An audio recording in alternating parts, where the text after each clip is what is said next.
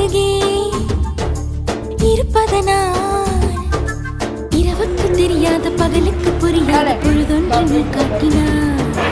இதயத்தில் நீ இருப்பதனால் நான் தூங்கும் நேரத்தில் என்னுள்ளே தூங்காமல் நெஞ்சுக்குள் வாயாடினார். கண்ணாடி நீ கடிகாரம் நான் உன்னுள்ளே ஓடோடி வாழ்வேன். காதல் எனும் கடுதாசினி मुस्की